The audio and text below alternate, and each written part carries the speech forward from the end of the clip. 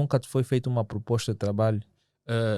Falando sobre isso, acho que foi em 2017, 2018, eu fui convidado a participar em alguns programas na Rádio 5, mas depois de uns 4 ou 5 programas, recebi, acho que ainda me lembro, numa quarta-feira recebi uma mensagem a dizer: José, infelizmente vamos dar uma pausa às tuas idas à rádio devido a ordens superiores. Mas por quê? Sem mais explicação. Mas o que é que tu falavas demais na rádio? Só falava mesmo dos Bruno, do Silvio, do Valdir, Manuel, entre outros, só isso. Então daqui a pouco também aqui na Whole Talks você vai receber ordens superiores para tu nunca vires mais, mano. Não se sabe. Mas, pô, falar do Bruno Fernandes não tem nada demais, mano. Bro, se calhar assim dentro ou no backstage. Ou se calhar também havia jogadores que estavam a sentir ciúmes até e tudo não é, mais. se calhar um cota ou qualquer pessoa aí estava a sentir que se esse menino continua ali, vai me roubar o lugar. Exato, pode ser. Mas o talento tem que ser valorizado. Tem que ser valorizado, mas bro, Onyx, Angola, bro. Uau. É isso. Então, por conta desta situação, mas fora isto, nunca recebeste uma mensagem de proposta de emprego? Okay. Ainda. Mas vamos lá agora falando da Companhia Nacional. Como é que tu vês o basquetebol cá em Angola, assim, propriamente? Cá em Angola, o basquetebol cá em Angola é tipo uma fruta, ainda está...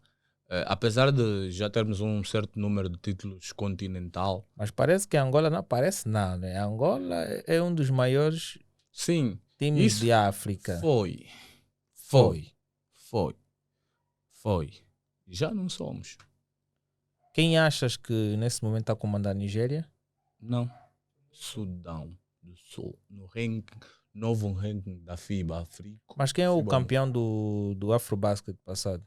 Foi a Tunísia, mas as coisas não funcionam assim. Eles ganharam o Afrobasket, acho que foi 2 ou 3 ou 4 anos, mas depois dali houve campeonatos de apuramento para o Mundial. Isso também conta para o ranking. E quem deu um show foi o Sudão do Sul. O Sudão do Sul deu um show tremendo. Fez uns tantos jogos, não perdeu nenhum. Uau. Então isso conta para o ranking. Nesse momento eles estão lá em cima. Mas quanto ao nosso basquetebol nacional, o que é que tu vês? Qual é o teu ponto de vista sobre isso? O meu ponto de vista é que falta melhorar a questão de formação, porque tudo começa na base. Por isso é que eu aposto sobre jovens. Se eu começar a apostar os mais velhos que já estão aí, os jovens como é que ficam? Porque tudo depende da base. Um prédio para demorar não sei quanto tempo, lá embaixo tem que estar bom, senão as começa a ter fissura e depois cai. Vimos isso. De prenda. Exato. Então, eu acho que falta melhoramento, investimento na formação. Apesar de clubes como Petro e Dagosto investem fortemente na formação, só que 2 clubes não é suficiente. Mas eles conseguem ter um retorno ao longo do tempo daquilo que investem? Como não vendem, acho que não. Mas como é que o clube consegue garantir a sustentabilidade ao longo do tempo? Acho que os clubes normalmente conseguem encontrar. Agora, já com a BAL, então é outro tônico, dá dinheiro. Porque antigamente a Liga dos Campeões Africana, antigo formato, acho que o vencedor só ganhava de 5 a 10 mil dólares. Mas quanto é que eles investem para ter um retorno desta natureza? Eles investem tanto e ganham pouco. O nosso campeonato, acho que dá uns 20 milhões, 10 a 20 milhões. Isso é salário de 3 ou 4 jogadores no mês. Ok. Então, mas para além, tu sendo o líder das páginas, vamos lá falar um pouco dos salários dos jogadores. Qual é o salário do jogador angolano mais bem pago? Qual é o jogador angolano mais bem pago nesse momento? Carlos Moraes. Um dos mais bem pagos nesse momento é o Carlos Moraes. Um dos mais bem pagos. Quanto é que ele ganha? Acho que deve rondar de 6, 7, 8 milhões ou mais do que isso. Mensais? Sim. Pô, para ganhar 20 milhões numa época, mano, eu vou gastar quanto para pagar o Carlos Moraes? Imagina, ainda tem jogadores uns que assinaram recentemente, ganha 2 milhões, um ganha 5, outro ganha 4. Estás a ver? Num mês você gasta, acho que por ali 50 milhões, mais de 50 milhões só em salários num mês. E você quando ganha Eu um acho que o campeonato retorno do é prémio zero, é é de zero. 20 bilhões, né? De kwanzas, não? É zero, bro. É zero. Mas como é que esses clubes ainda assim conseguem se manter aí no top e fazer as temporadas? Tipo, os patrocinadores continuam a investir. Mas como é que os patrocinadores conseguem retirar o seu retorno? A Sonangol. O Petro vende a imagem da Sonangol pro mundo fora. Vê o Petro assinou nesse momento, assinou há um tempo um contrato com a La Liga. Ok? O Petro expande o nome Petro.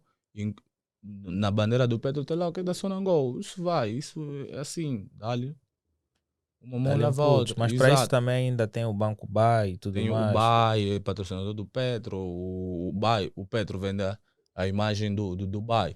O Petro está sempre em competições internacionais. Tem aí a BAL, apesar da BAL não admitir concorrência. A Total Champions League, a Liga dos Campeões Africana, infelizmente ele ordena que o Petro joga sem o símbolo da Sonangol no peito. Por Mas quê? é concorrência. A Sonangol é uma empresa petrolífera. Petrolífera, do mesmo ramo, então é conflito de interesse. Exato. Mas não tem nada a ver. Tem. Eu vou estar da base, vou estar publicitário. Mas, pô, O meu concorrente. A Total é uma empresa petrolífera. Sim, a Sonangol líder. Também, mas Exato. a Total vai financiar Sim. um campeonato. A competição é dele, bro. As regras são minhas, a casa é minha. Ninguém pode Mas entrar não achas que isso também gera conflitos no próprio clube? Tu estás a colocar problemas no meu clube quando eu já tenho assinado um contrato com uma empresa? Você logo porque a minha empresa perde. É assim. Acho que devemos colocar essas coisas de lado, não? Imaginemos, só um exemplo prático. Na NBA, as marcas que não têm parceria com a mesma não acedem nos estádios. Já viste em um jogo da NBA, eu sei que você assiste basquete, um telespectador com uma t-shirt do Real Madrid ou do Barcelona? Já viste? Não. Então, está a fazer publicidade, não entra. A Supreme, tem um jogador que jogava com uma tatuagem da Supreme, o Jar Smith, aqui assim, na panturrilha. A NBA ele falou, apaga o tapa, aquilo. Está a fazer publicidade. Não porque a NBA vende bastante. Exato. Mas nos estádios de futebol tem pessoas que vão com t-shirts de basquetebol. Ali é eles. Os americanos, você sabe como é que os americanos são, bro. Uau. Pá, então é que eu vou começar a proibir, mano. Essa t-shirt também. Só que tem marcas que já não precisam de patrocínio. Não precisam mais de publicidade, já estão lá em cima. Ok. Um episódio, o que aconteceu foi o marido da Neide Sofia. Foi num programa na Zap, com uma roupa dele. E ali proibiram, fez aí um drama. Mas é normal, você tem que patrocinar algo que ainda não tem base, ainda não está lá em cima. Você está aí fazer publicidade sem pagar. Mas agora tu vês, mas pô, entraste nesse assunto. O facto dele ir promover a marca dele, eu acho que é a mesma coisa dele ir colocar uma outra marca já conhecida no mercado. Não, uma outra marca já conhecida, imaginemos uma... Por exemplo, aqui tu estás a vender a t-shirt da LV. Esse a já partir da Whole Talks. Esse já não precisa, esses já estão lá em cima. Estás a ver? Isso é um conceito errado que nós temos. Não é uma questão de conceito errado. Eles não precisam, esses já não precisam. Eles já não precisam. É tipo a Apple, imaginemos, né? A Apple.